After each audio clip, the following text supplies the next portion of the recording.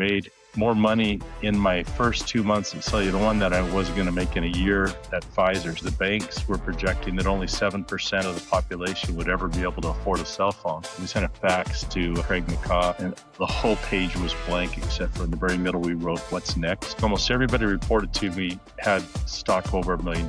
It's so much harder to find that opportunity from the bench than it is if you're playing in the game.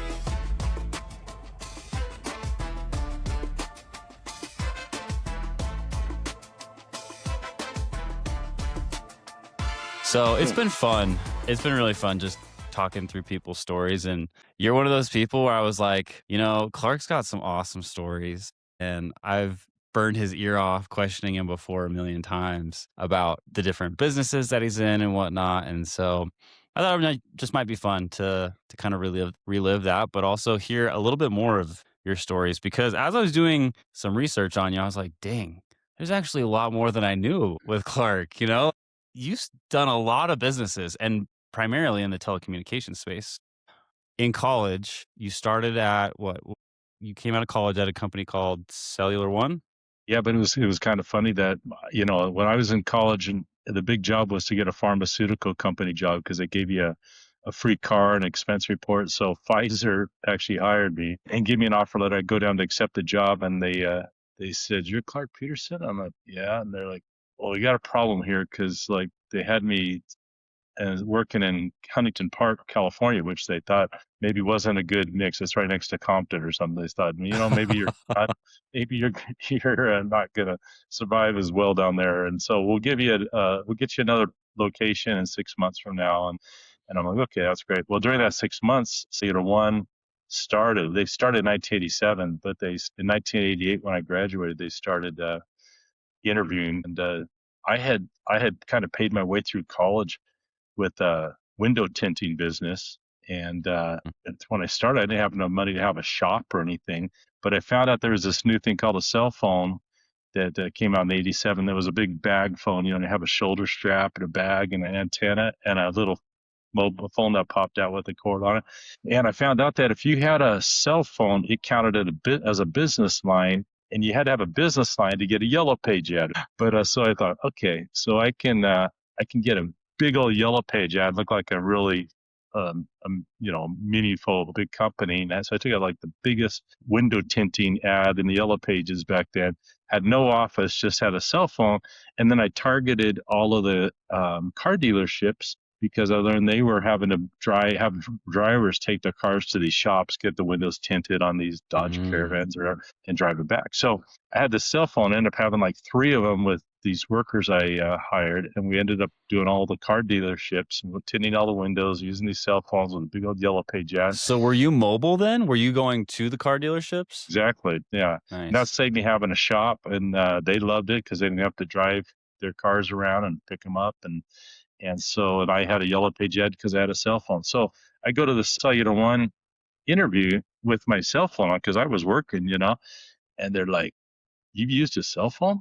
I'm like, "Yeah, I had one for like a year and a half or so." And they're like, "You're the first person we've interviewed that had a cell phone you've been using already." And so they wanted to hire me already because I could tell people how great it was, for my business. So they hired me, and then Pfizer was still out there, but I ended up selling a bunch of cell phones to Canon Industries, which was Geneva Steel, all these big companies, their first cell phones they got. And I made more money in my first 2 months at Cellular One than I was going to make in a year at Pfizer. So I kind of called Pfizer and said, I'm not coming. I got a good job here. But yeah, that ended up being really fortuitous because McCaw Cellular that, started there in '87. I started with them in '88. Ended up being a 23-year ride of multiple companies with that same Craig McCaw investor group. And we went from Cellular One that sold to AT&T.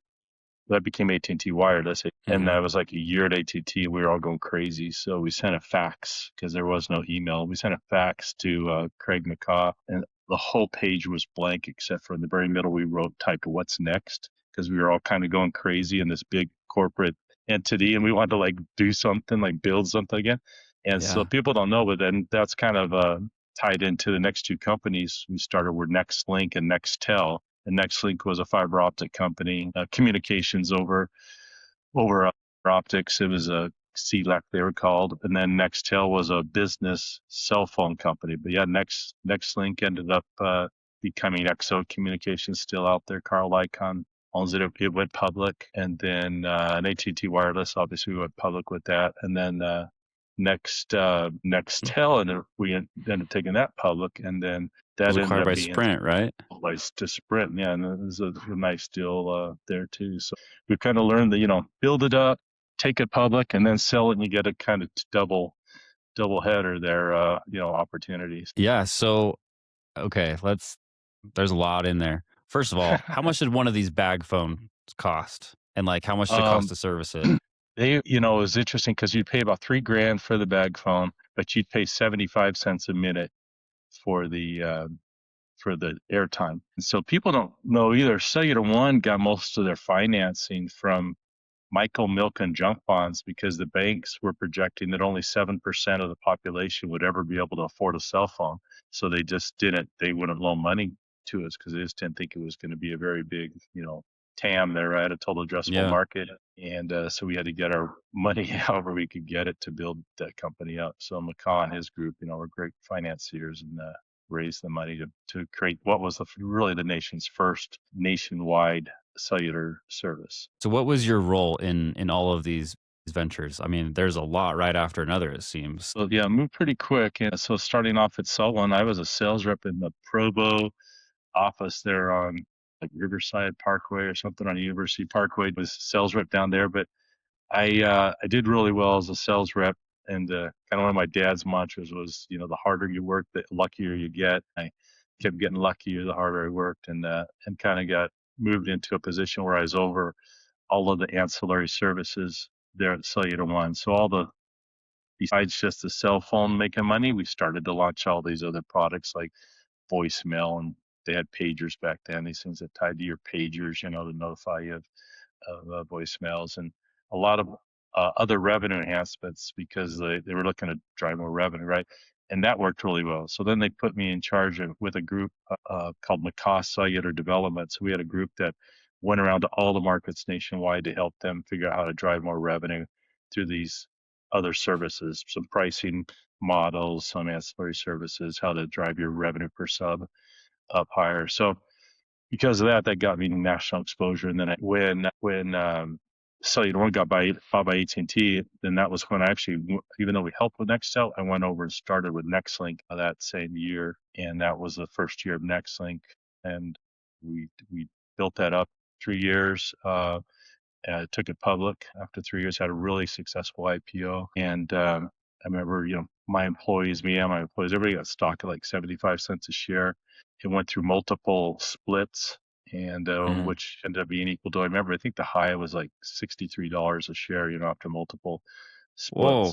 It was a really interesting time because I realized you think it's hard to manage people in bad times, keep their head in the game. It's also hard to manage people in good times. Like almost everybody reported to me had stock over $1 million, and they were on their computers like with spreadsheets built where they'd put in today's price and see how much their stock was worth, or they'd be looking at houseboats during work. I remember this one guy, was shopping houseboats. I thought, man, this is like, these guys are getting complacent, and then Nextlink was a good lesson because it went from crazy high, everybody just flying high, trying to keep their head in the game, even though it was flying high, to the bubble burst in 2000.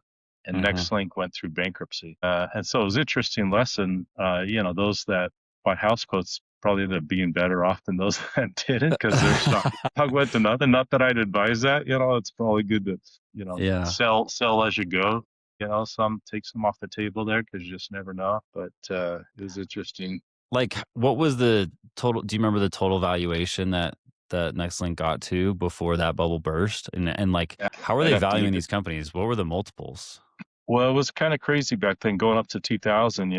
These, the whole .com, right? And so they were we were essentially powering the .com with all the fiber optics. We were running all over the country, so we were kind of the backbone for the .coms. But I don't know the market cap it got up to, but it was significant at that point for how many employees made at least a lot of money on paper, back then. Yeah. Carl Icahn ended up buying it out of bankruptcy, but he was kind of or a corporate raider, right? The companies. Mhm. I got to meet. He had a house in Vegas where I was living and where I was running. So I ran the West for what was Nextlink became XL Communications after I did the ancillary services for Cellular One and the Western region president for XO, but what Nextlink, which became XO when Carl Icahn was involved. But he had a house there, and he'd come by the office. And here's a guy, I think he was worth like 7, 8 billion at the time. But he taught me a lesson in that he came to the office. He said, "Okay, I own this thing. I want to go out in the field and see something. I'm in Vegas now at my house. I want to go to the office." So they told me, "Hey, Mr. Icon's coming to the office." So he comes to the office. And I'm like, thinking he'll sit down in my office. We'll go over financials or kind of tell him, what works, what doesn't. He said, "I want to, I want to go into customer care and I want to put an order in. I want to have a customer care rep teach me how to input an order." So he sat there for like 30 minutes. And I remember the customer care rep teaching him, "Okay, you do this, you do that." And he goes, "Why do you got to do this? Why can't you do this? Isn't there a better way to do this?" And they tell Yeah. them, they're like, "Yeah, that's kind of dumb. We do this and we do this dumb, And he knew more after about an hour in our office of all the things that are working good and all the dumb things that we have to do than all of the CEO, all the C-level guys knew back in New York. So he said, "Hey, you guys have some great ideas. I want you all to come to New York and talk to all the C." And we were all like, "Oh no, we're all going to get fired," telling the C-suite all these things but yeah, it taught me a lesson. He's operator, gets in the field, sees exactly what all the processes involved and makes changes to them by just pushing it through, at the very top. Yeah. So then Nextlink goes into, or he bought out of bankruptcy. You're still there. At what point are you leaving Nextlink? So I actually got a call from kind of Craig McCaw's right-hand man and said, "Hey, yeah, and, I'd worked for him all these years in different companies and doing different things, but he said that we want to start a new high-speed wireless data company, and it wasn't wireless data at the time. And so he said, "We want you to run it, be the first employees. You need to move up to Seattle." So we moved up to Seattle where his offices were there, Kirkland, and we had to find spectrum. So we started, looking for spectrum, looking for companies that had the spectrum, and essentially just built up this company called ClearWire. We had Jacksonville, Florida as our first market. And it's another lesson I learned is before we went out and raised money, we said, let's just prove that this stuff works in one market, and we're going to prove all the financials for it in one market. How much is it? How much are all of our expenses? And so we started a market with a general manager and all the customer care, all the sales reps, built out all the wireless spectrum. And what it was essentially, so it was just a little wireless device that you would then plug into your laptop. This is before you had cellular tethering, right? Or anything like Yeah. that. And you didn't have really data on the cell phone side. So this was a data device that plug into your laptop. Anywhere you went, you'd have high speed data. And so you'd have real estate agents while they're sitting there at their model home showing with their downtime, they'd be working on their laptop for the very first time. They'd never been able to do work, remotely. So it was a pretty cool thing. But yeah, we built out Jacksonville, showed that we could hit, free cash flow under 24 months, EBITDA positive in about, 18 months. Wow. And how much revenue. And then it was really easy to go out and that then to investors and say, here it is, we did it in one market. Now we want to launch 40 more or whatever, right? Yeah. And they're like, okay, right? Yeah, it's like it's proven, right? So it's a great way to raise money, I think, do it that way. Yeah, that's a fantastic way to raise money is to prove it out in one market. But like there's got to be an insane amount of costs in that one market or getting the first market up. And I mean, you got to have towers and you got to have or are you renting space on towers? Yeah, you don't put up the towers, but you co-locate on the towers. So the same towers that cell guys were on, we'd rent space on there, put up our own radios, which were different, for just data Mhm. radio. So we started launching other markets. We went public 3 years later. I had a really successful IPO in 2007 and then sold to Sprint in 2010. But yeah, it was I that was followed that closely back then. really. Yeah, 4G was like the big thing. And you guys had a 4G technology which was WiMAX with ClearWire. Exactly. Yeah, exactly. And so I was on all the blogs following all the things about it, and I saw that Sprint did a deal with them, and I was a Sprint subscriber at the time, and I was very excited that okay, we're going to we're going to be the first ones to have 4G and everybody else is going to be slower and left behind. And so I was very invested in that personally, but it was such a cool and amazing technology that we all take for granted now. But back then it was like you could watch a video while you're driving in your car. And that was just insane. Like it was streaming the video. Exactly. Yeah. Never been done before. But what are the costs of opening up like a market like Jacksonville? Is it like a few $1,000,000 or is it like tens of millions of dollars to get that started and like get customers on it? Yeah, it was, I'd say a few million because we were able to quickly, and we did it really guerrilla, on the marketing and everything. The tower co-locates where, pay as you go. And we started putting on customers right away. So if you were to have to build it out, a year before, it would have been costly. But we built it out within probably 6 months, and then we had customers coming on helping us pay back as we hired more people, and as you incur your variable costs, your variable revenue started going up too, and it was all subscription revenues Yep. kept coming.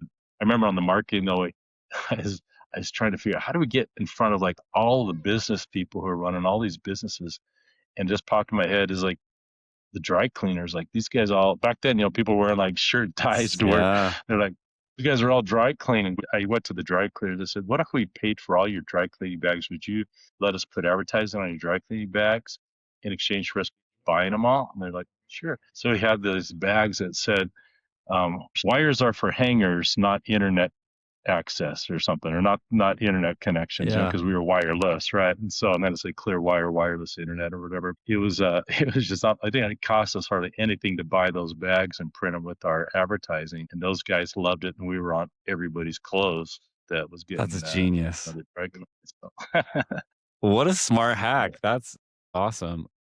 And so Yeah. people just start calling you after that, or do you have a website? Was it self-serve, or did you have stores that people come into? I don't even think we had a web. We had one store, and then yeah, they just start calling us, and we'd start looking them up, and it was nice because you're just giving them a modem and saying, here you go. Like just like it is nowadays to give them a cell phone. It was kind of one of the first times you could make it that simple to send somebody out the door and change their world with this device. So did it connect through USB, or was it like a Wi-Fi, like a Wi-Fi hotspot type of thing? It was like a little Ethernet connection from Okay. the little wireless hub to their laptop there. Yeah. And so this team, you're the first employee, but the team that you guys had done telecommunication stuff before. So you guys knew exactly how to manufacture this thing, where to go to get it manufactured. You knew exactly who to contact to get on the towers and co-locate with the carriers. Was that all stuff you had to discover, or did you just know that from previous experiences? Well, and I kind of ran the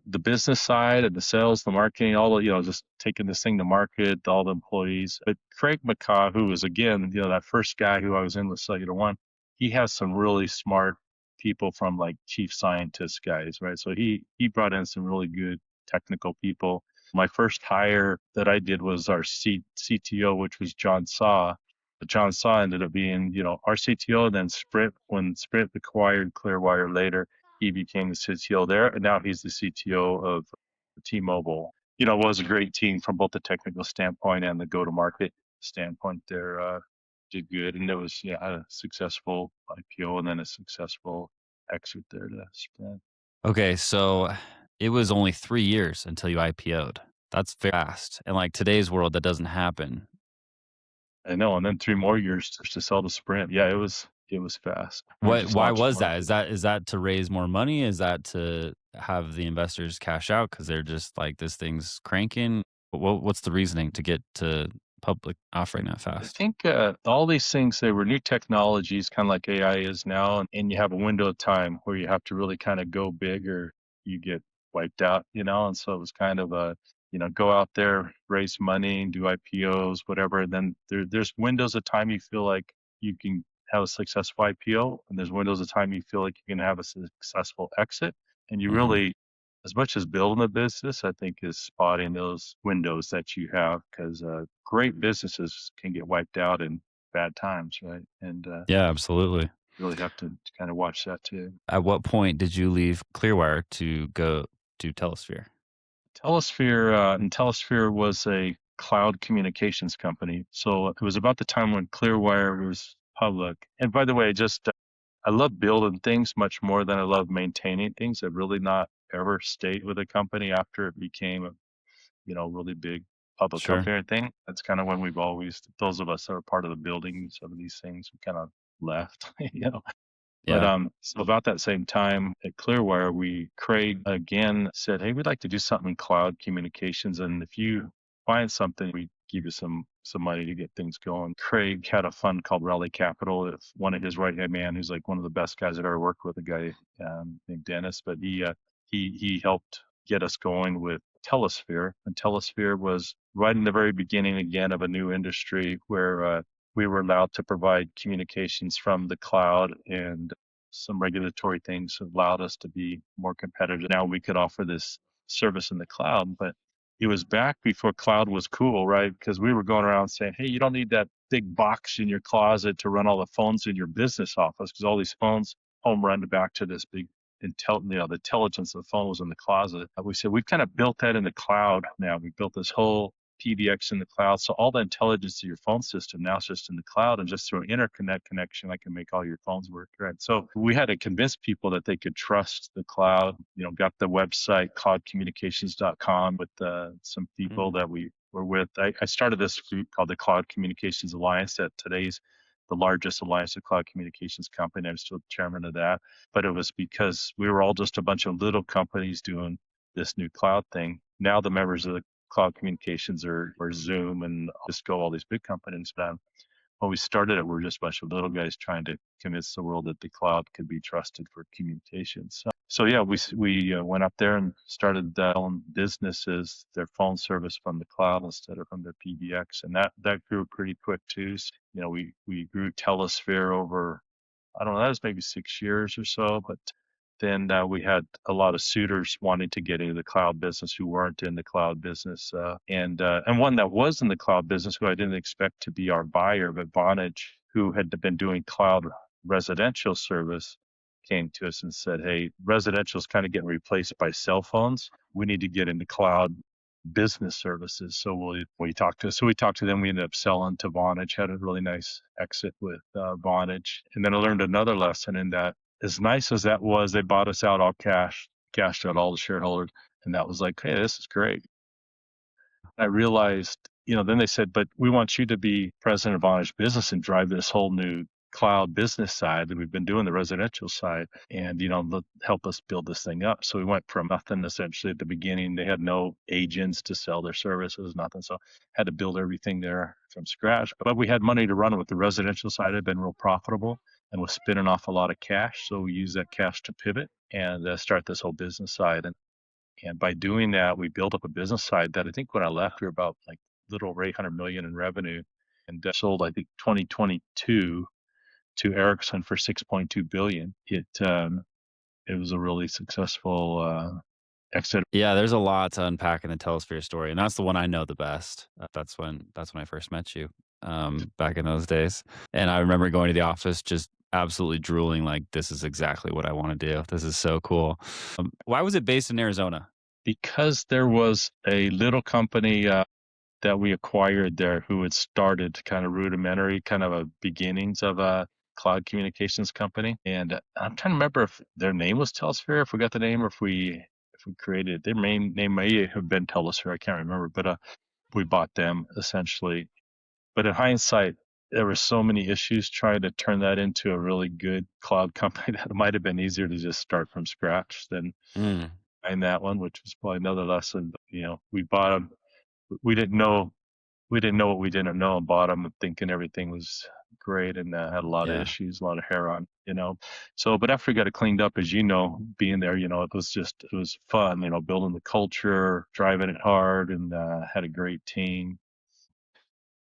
I feel like that was another one of those companies where it's like there's a specific window for that type of business to like build it up and sell it. Sounds like you continued building it at Vonage to something quite large. Do you remember what the revenue was at the time you sold to Vonage initially? When I left Vonage, it was a little over 800 million. But when I sold Telesphere to Vonage, our revenue was right around 45 million, and we sold for 117 million to Vonage, which at the time, because we weren't EBITDA positive yet, right? But we were Oh, growing so fast, they gave us a little over 3 times revenue multiple, which was really high at the time. I think it's continued. Some ways I wish I would have just kept building that, because I think as a SaaS company, those revenue multiples have gotten higher and higher. Probably could have, sure I could have kept building that up to be close to $1 billion in revenue, and had a really bigger exit. But I can't complain, because that lesson with Vonage was they loaded me back up with stock. I had the cash out with Telesphere, and Vonage,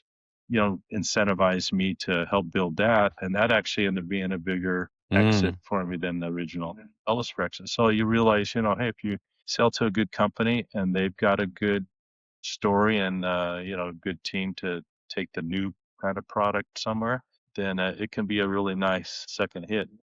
Yeah, for sure. I mean, feel like that's a little bit of an outlier. I think most of the time the play is, hey, we'll buy your company, but we're not going to buy you out completely for cash, and roll some of your equity over into this new thing and do it. And more often than not, it doesn't work out the way it worked out for you. And people usually generally don't love acquisitions or love where they go in those acquisitions, and it's harder, especially builders. I'm surprised you lasted there as long as you did, considering how much of a builder you are. You're exactly right. And you know what the big difference is, though, is that if you get bought by a company who does the same thing you do, those usually are tough, right? Because they're going to think they do it better. Even though they acquire you for a reason, they think they do it better. You become just sometimes a minion in a bigger ship that does the same thing. But if you're acquired by a company who doesn't do what you do, like Vonage, even though they did residential, they didn't know anything about business, had nothing built on the distribution side, all the stuff you got to build. So they really just let me run it for the first few years and help build that up. And you really felt like you were building something brand new within a bigger company that had a lot of money to put towards it. So it was unique, right? But I know exactly what you're saying. If I have friends sell to a company that kind of already does what they do, and you have some clashes of who's the smartest person at the top, it gets really tough that way. So a 3 times revenue multiple, is that normal for a telecommunications business? How are these businesses valued? Because I'm very just familiar with like the SaaS world and how those businesses are valued. But it was a cloud business, but it wasn't. I mean, what was it? SaaS? Was it considered SaaS? Well, yeah, kind of. I mean, you had a subscription-based business. You were the provider of all the intelligence was in the cloud, right? But it wasn't your own platform or software. You were essentially reselling a underlying software platform, like in the day it was BroadSoft, right, who Cisco bought. But we take a BroadSoft platform, we'd buy all the components for it, buy the software, and then we were essentially the provider of that intelligence in the cloud. It wasn't our proprietary software, but we were a SaaS from a service standpoint. So I think, and that ended up being the difference. Those who actually had proprietary platforms, Alianza now has their own proprietary software. It's all their platform, right? So those have become higher valuation models when you're a SaaS and it's all your software, and your costs are a lot lower. If you can really drive the revenue, your margins grow really quick because your costs are more fixed, because you're not paying somebody else for that intelligence. I remember back at Telesphere when I was using the product, it was one of those things where I remember being amazed at it the first time. It was kind of magical. It's like, hey, somebody can call one number and it rings my business phone and it rings my cell phone. And I also have like a instant messaging tool with it as well. Or it can ring my computer, and it unified all of those things, which to me I thought was so cool. Now, correct me if I'm wrong, but like, are businesses doing away with hard phones on the desk? And is it mostly a soft phone world like with Zoom? And how does a company like Telesphere or like Vonage, how do they continue to survive or to grow? It feels like the moat's eroding there. And what's the new value? Yeah, no, great question. Because I think it is maybe not as fast as it seems, because people, if you go to offices, you still see phones on desks, and it kind of moved from, you have your cell phone when you're out of the office, you have your landline when you're in the office. And like you said, he was joining those two together so people could even pass off calls. Somebody calls the office, the PBX in the cloud sends it to your cell phone or sends it to your landline, but they both ring at the same time. Like you said, you pick it up on your cell phone, you come back, and now you want a nice speakerphone to talk on, so it hands off to your landline. So they had the phase where those were kind of working together. And I think most offices still have landline phones, but I think you'll find a lot of people sitting in front of their desk phone talking on their cell phone, right?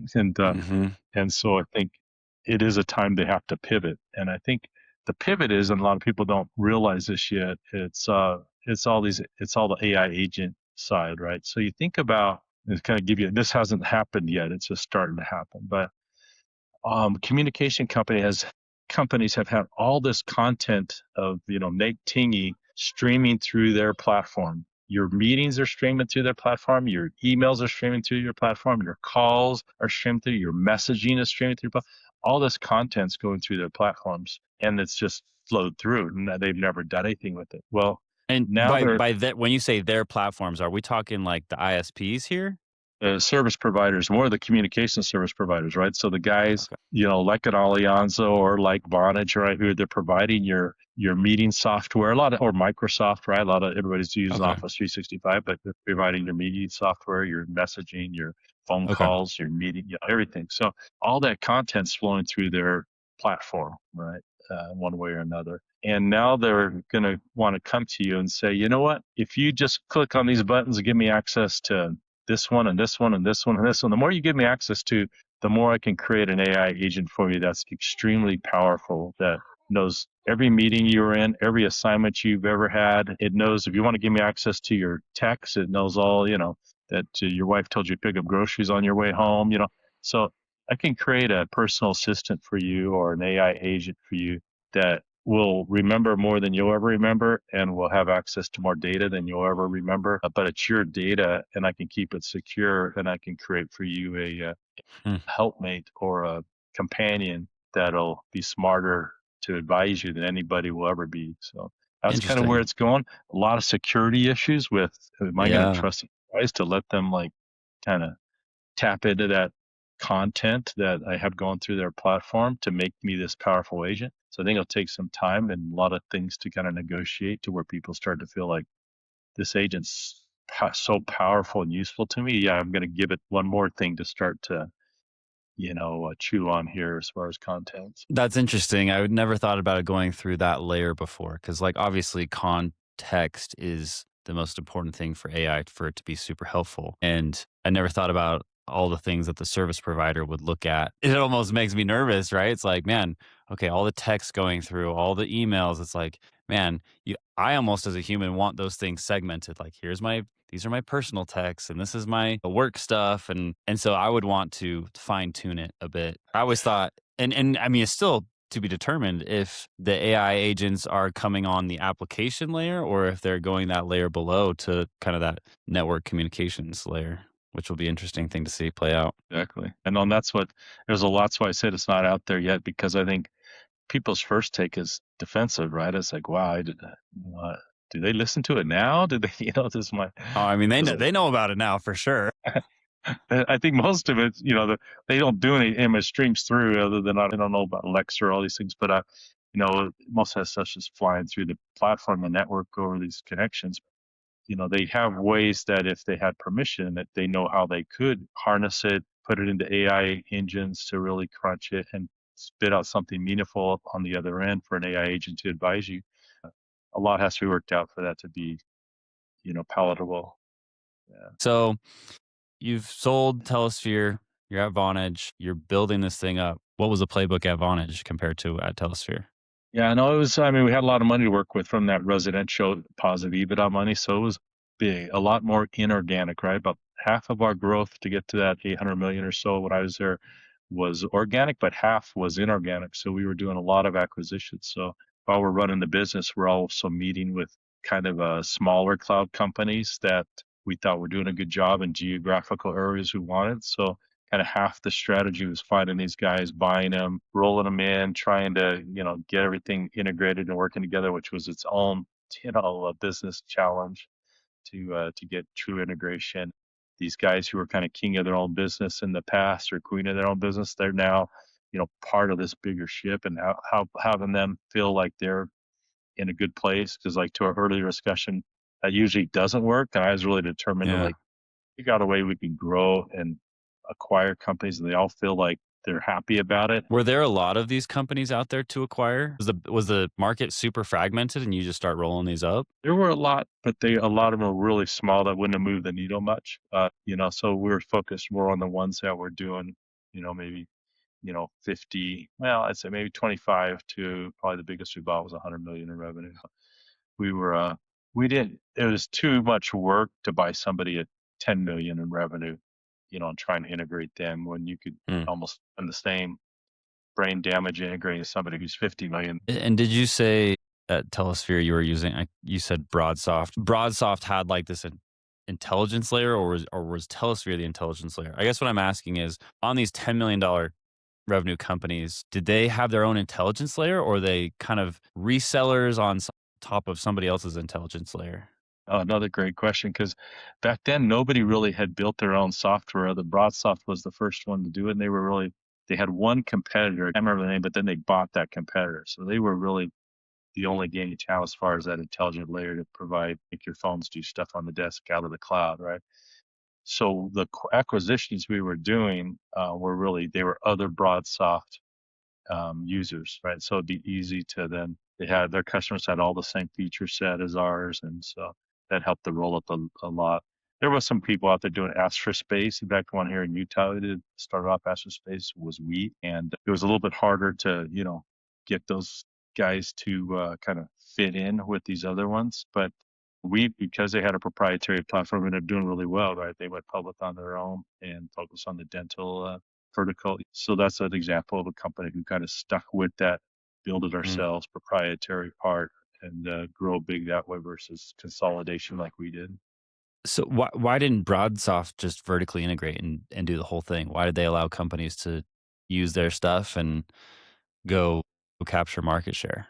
Well, all their DNA was just technical guys, right? They had all come from, I don't remember what's a Canadian company, but they had come from nothing but just building a platform. They didn't have really anybody who did sales, marketing, all the go-to-market stuff, customer support. They were really smart at building technical platforms to do things, but none of their guys had ever done the stuff Hmm. we did, service provider side. With the it wasn't in the investor group, McCaw, was Telesphere like the last ride with them, or is the next thing that you're onto involving them as well? No, I mean, what I'm doing now is not involving them, so McCaw, his investor group right at the time, Raleigh Capital, was helped us fund Telesphere, but he's dabbled in some other stuff. Right now, I just have a little startup company called Ontologics. Our website's ontologics.ai, but Ontologics is a platform I started with some patent lawyers about 5 years ago. They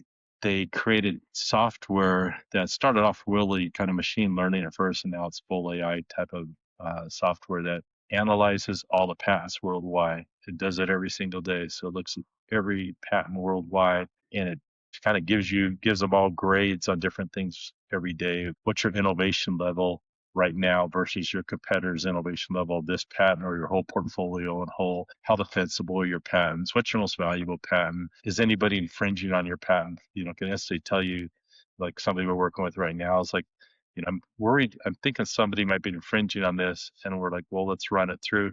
Within seconds, it showed Apple and two others that were like top infringers, right?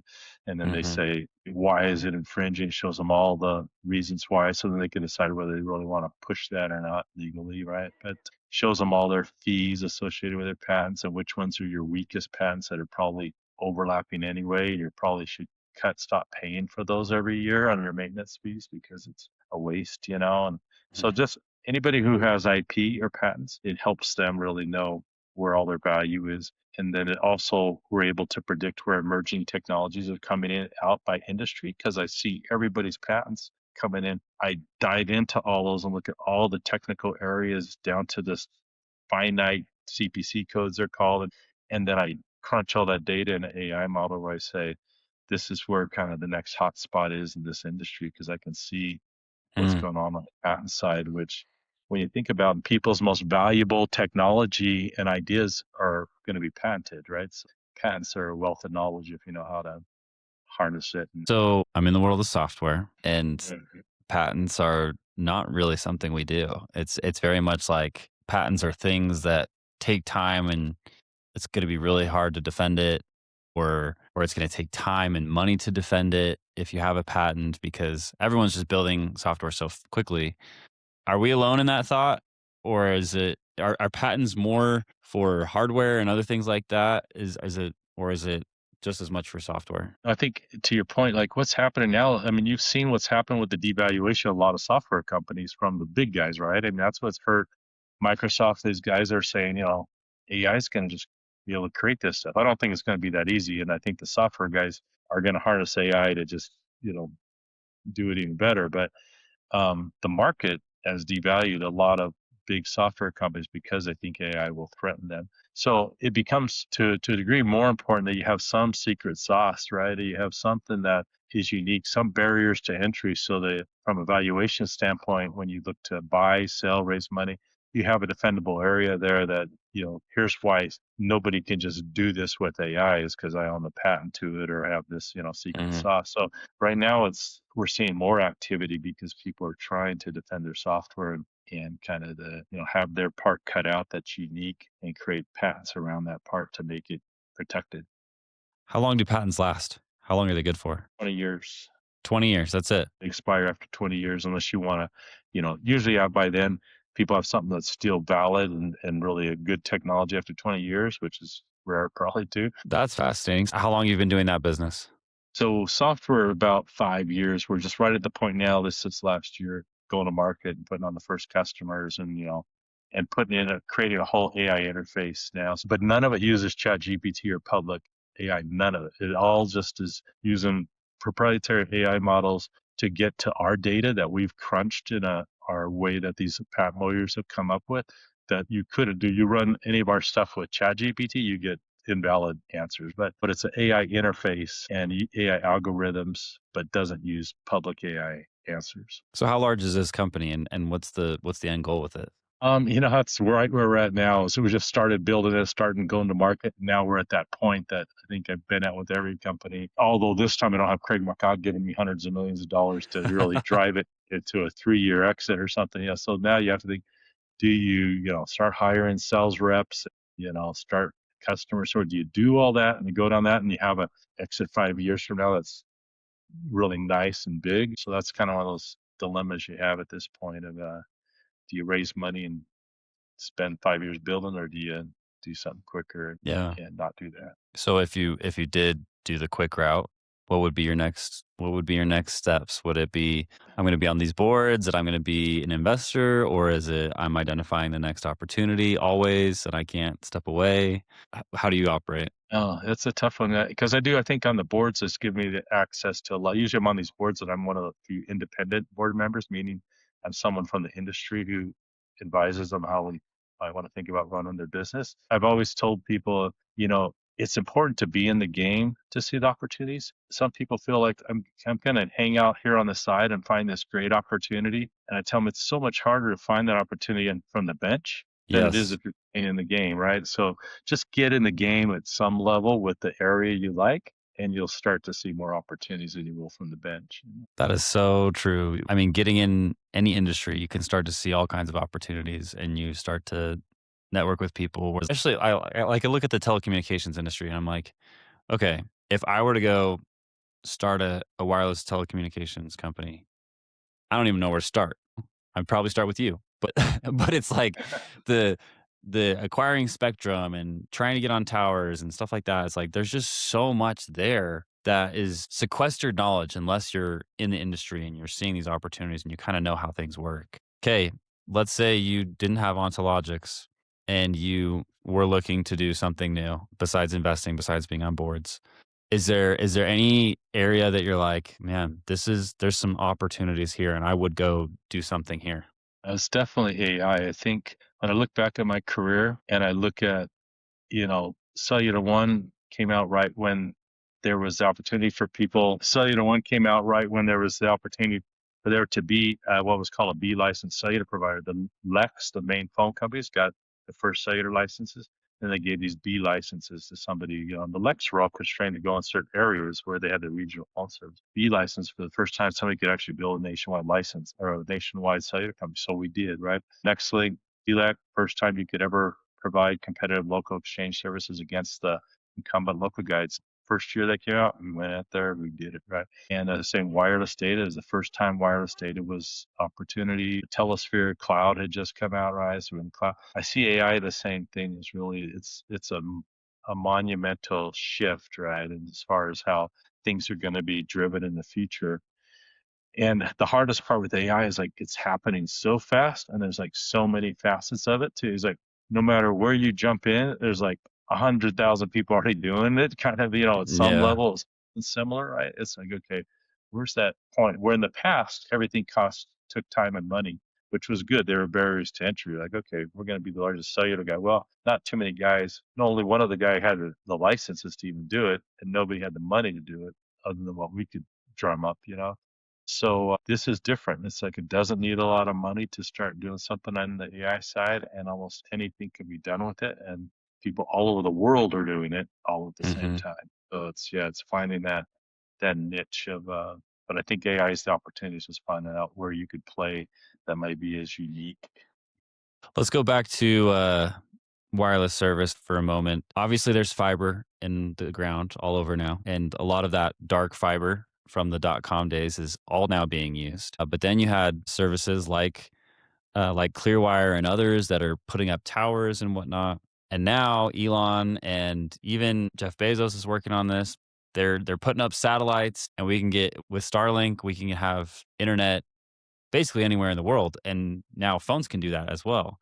Do the companies like the wireless communication companies, do they have a defensible moat, or do their valuations come down a lot because customers start fleeing to other places? Like a traditional wireless provider? Yeah, like a Verizon or an AT&T type of thing. No, another great question, because I think it's going to change that. Where you think about, I think the whole industry has to change, because, and it gets back into kind of the whole Telesphere voice over IP, because you think about what happened on the cable side. The cable providers at one time were your full content providers, right? If you bought Cox Cable, your everything came through Cox Cable. That was your internet provider, and your movies and everything came from Cox Cable, right? Now they've just become a pipe, right? But you get your internet from Google Fiber. You get all your content from everybody else, whoever you want to get your content from. I think that's going to happen on the wireless side. So wireless on the data side, you think about, right now we're just like conditioned to like, okay, I bought my phone at Verizon, and so I got my phone number from Verizon. I get my telephone itself from Verizon, and everything comes from Verizon. Well, why do you have to have your phone service from Verizon just because you're signed up for their connection, right? They should be just like the landline side. They provide you a connection to your device, whatever that device is. Maybe it's not even a cell phone, maybe it's your Mm, laptop or some new device, but they're just going to provide you a wireless pipe to your device. And then I should be able to choose on my device who provides my voice or my messaging or my business features on my phone, whatever it is, right? And so I think you'll start to see at some point the cellular data sides with 5G and now 6G, the data side becomes powerful enough that it really can take a lot of voice and data and a lot of services can go over that data channel. And so that may help and hurt them. Maybe make more money because bigger pipes, but people want to say, well, with that pipe now, I can have native. Like right now, it's just coming out, just changed to where I can have a native dialer. Right now, if you have your voice service from Verizon, your the only phone number that's on your screen there is your main phone number, right? Well, you're going to be able to get a phone number from somebody else who's your provider, maybe Microsoft, with their Teams mhm. Mobile or something, and it has all these other business features for your phone. But now I don't have to go to an app to make a phone call on my Microsoft Teams mobile device. It just my screen pops up on the front screen there with the phone, I dial the number. It knows my carrier or my provider for that phone service is Microsoft, not AT&T Wireless, right? And so I think you'll see those pipes, whether they be cellular providers or they be the Starlink and the satellite guys. I think they'll become more and more competitive for that data pipe. But I think content will start to separate out, and just because they provide your data pipe doesn't mean you're gonna have your phone For service from. sure. How will Verizon and AT&T compete with a Starlink to be that pipe? Is it just a race to the bottom on price at that point? Because the Starlink pipe is much more attractive if I can get it for a similar price because I now have connection all over the world. Whereas with Verizon and AT&T, I only have connection where they have towers, and that's a really bummer. It's a bummer in a lot of places. It is a bummer. I think they'll work together though, because think about you go to a Jazz game, your Starlink phone's not going to work very good inside the stadium, right? Mm. Whereas Verizon put a microcell in the Delta Center or whatever, right? So, I think you'll roam on each other's network. The same thing, if you go to her Mm. bridge, your Sirius XM radio, you lose it for a second when you go under a bridge because it's satellite driven. You also have it's expensive, right? In the past, satellites have their signal has gone down to a tower, a tower on the ground, a terrestrial tower. And they've been granted 900 megahertz spectrum on the ground to then get that call from a satellite to a tower to a person, right? They've been using this 900 megahertz stuff.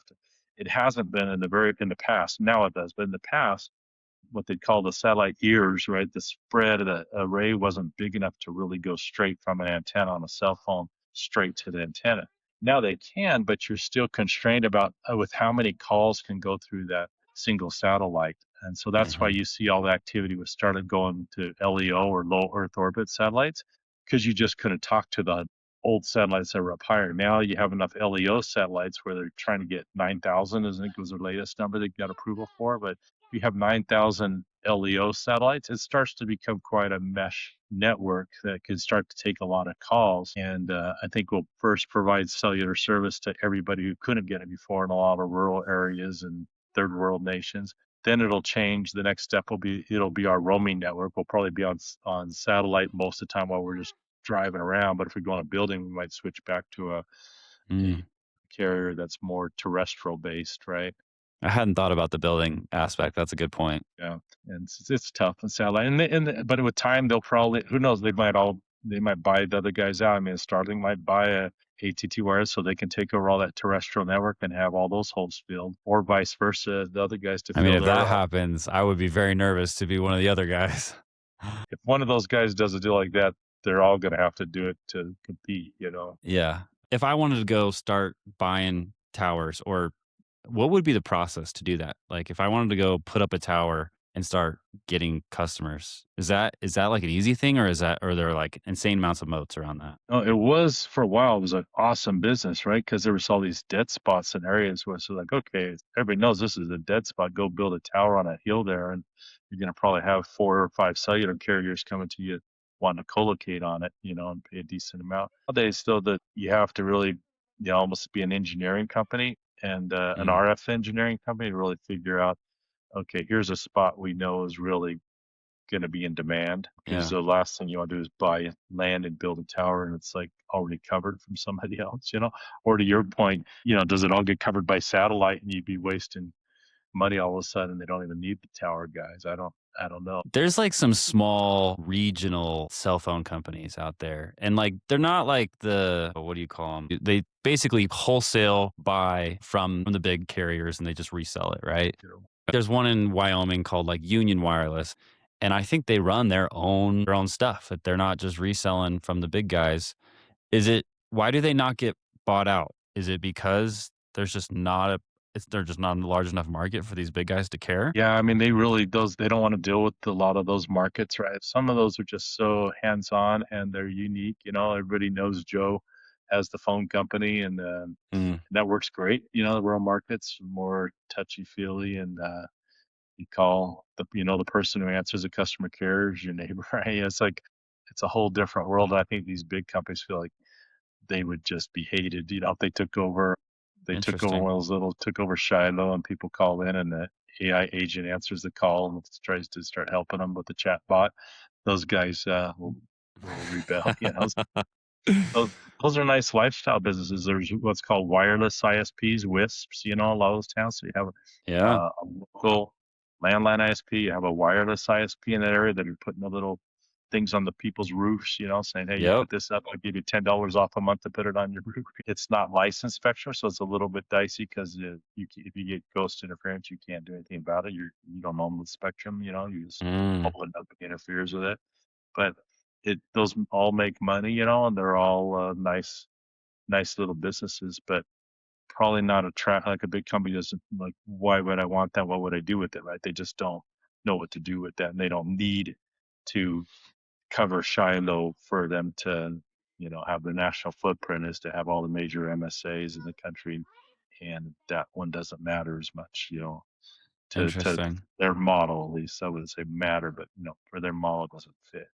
I mean, down here in Pleasant Grove, up until like 2 years ago, it was a wireless ISP that some guy named Miles owned, and he just had his tower up there on the mountain there, and everybody in my neighborhood had their little antenna pointed at it, and that's how we got our internet. And then we got fiber in the area, and he actually transitioned over to a fiber business because the way they do it, it's Utopia Fiber, and that they just run the pipe.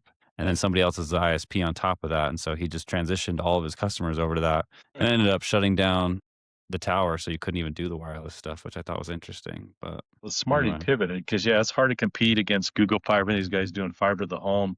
It's so reliable so and no reliable. interference, and they start doing that for $75 a month. It's even if you said, okay, $50 a month, I'll give you 2 gig with the antenna in your house, but you're gonna have to live with some interference now and then, or maybe today's snowstorm would have made it hard for us to have this video call kind of thing. So Yeah. people will pay a little bit more to not have those interruptions. So I think he's smart to move to fiber. Yeah. I mean, living in Utah has been a dream compared to living in Arizona, where we didn't have fiber in our neighborhood. Well, and wireless got us to where we were.